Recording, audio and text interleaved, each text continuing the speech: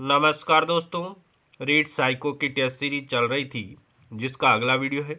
देखिए आज की वीडियो का पहला प्रश्न, निम्न में से कौन सा युग्म सही नहीं है? कौन सा युग्म है वो सही नहीं है? तो देखिए विश्लेषणवाद, फ्राइड। तो मनोविश्लेषणवाद का सिद्धांत दिया था फ्राइड ने, न कि विश्लेषणवाद का सिद्धांत फ्राइड के द्वारा दिया गया है। तो पहला ही ऑप्शन है वो यहाँ पर सही नहीं है। दूसरा ऑप्शन देखिए व्यक्तिक मनोविज्ञान, एडलर, राइट है। हीनता मनोग्रंथि, एडलर, ये भी राइट है। पहचान का संकट, इरिक्सन के द्वारा दिया गया है। अगले प्रश्न की बात करें कि श्रृंखला अधिगम संबंधित है, तो ये रॉबर्ट गेने से संबंधित है। रॉबर्ट गेने ने अधिगम के 8 नियम दिए थे, जिसमें प्रथम नियम है वो, तीसरा नियम है वो श्रृंखला अधिगम है, पहला नियम है संकेत अधिगम, और अंतिम और उच्चतर जो अधिगम का नियम है वो है समस्या समाधान अधिगम। तो श्रृंखला अधिगम का संबंध किससे हो जाएगा? रॉबर्ट गेने से हो जाएगा। कोहलर ने अपने अधिगम संबंधित प्रयोग किए थे, तो कोहलर ने प्रयोग किया था चिंपांजी पर।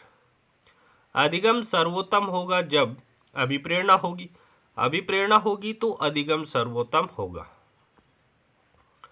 अगले प्रश्न की बात कर लेते हैं कि अधिगम एवं परिपक्वता के संबंध में निम्न में से कौन सा कथन सही है? सही कथन की पहचान करनी है।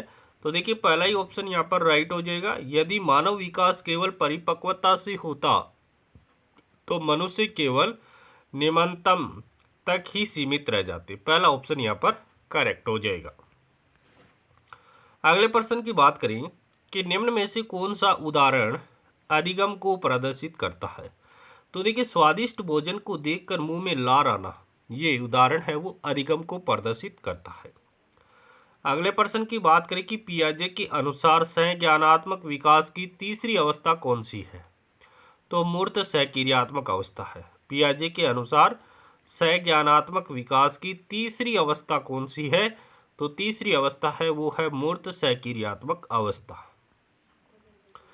अगले प्रश्न की बात करें आत्म संपर्क के संबंध में सत्य कथन का चयन करो।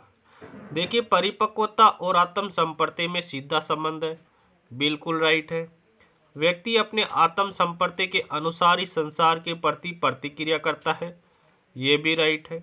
योग्यता के संबंध में यदि आत्म संपर्क ऊंचा हो तो योग्यता भी उच्चता की ओर होगी, ये भी राइट है। तो सभी कथन है वो यहाँ पर सत्य है।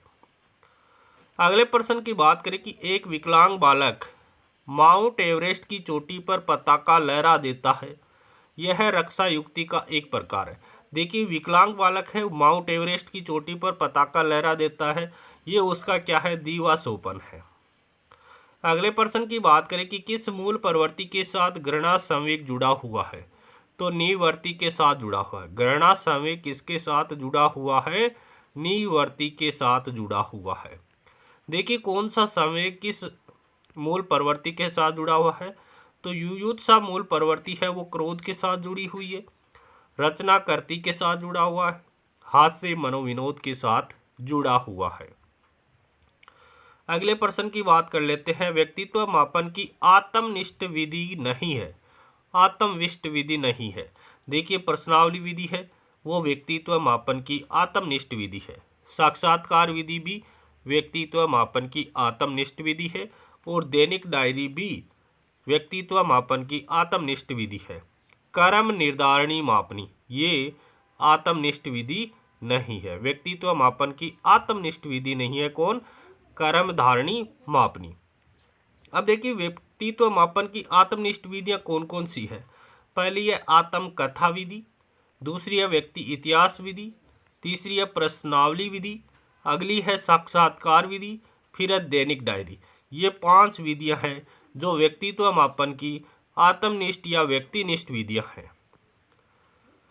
अगले प्रश्न की बात कर लेते हैं कि आत्म संपर्क के संबंध में सत्य कथन का चयन करूं। तो आकांक्षा का स्तर वास्तविक होने का प्रभाव आत्म संपर्क के विकास पर धनात्मक होता है, बिल्कुल राइट कथन है। आत्म संपर्क व्यक्ति द्वारा अपना उत्तरदायित्व निभाए जाने में सहायक है, ये भी राइट है। और सामाजिक वातावरण आत्म संपर्क को प्रभावित करता है, ये भी राइट है। तो सभी कथन है वो सत्य हो जाएगा। अगले प्रश्न की बात करें कि जो हुआ सो हुआ किस प्रकार की रक्षा युक्ति है? जो हुआ सो हुआ, ये है समन। जो हुआ सो हुआ किस प्रकार की रक्षा युक्ति है? तो समन है। अगले प्रश्न की बात करें कि कष्टदायी बातों या स्मृतियों को जानबूझकर चेतन मन में अस्वीकरण या अस्वीकार करना कहलाता है, समन कहलाता है। कष्टदायी बातें हैं या स्मृतियां हैं, उनको जानबूझकर के चेतन मन में अस्वीकरण या अस्वीकार करना क्या कहलाता है? समन कहलाता है। अगले प्रश्न की बात करें कि किस मूल प्रवृत्ति के साथ वात्सल्य संवेग जुड़ा हुआ है? तो ये जुड़ा हुआ है पुत्र कामना के साथ। वात्सल्य संवेग किसके साथ जुड़ा हुआ है? पुत्र कामना के साथ जुड़ा हुआ है। देखिए, मूल प्रवृत्ति और संवेग, शरणागत है वो करुणा के साथ जुड़ा हुआ है, काम प्रवृत्ति है वो कामुकता के साथ जुड़ी हुई है, और जिज्ञासा है वो मूल प्रवृत्ति आश्चर्य संवेग के साथ जुड़ी हुई है। अगले प्रश्न की बात कर लेते हैं कि विकासात्मक मनोविज्ञान के जनक कौन है? तो विकासात्मक मनोविज्ञान के जनक कौन हो जाते हैं? तो विकासात्मक मनोविज्ञान के जनक जीन पियाजे है। विकासात्मक मनोविज्ञान के जनक कौन है? जीन पियाजे है। देखिए, स्टेनले हॉल की बात करें तो स्टेनले हॉल बाल अध्ययन का पिता माना जाता है। बाल अध्ययन का पिता किसे माना जाता है?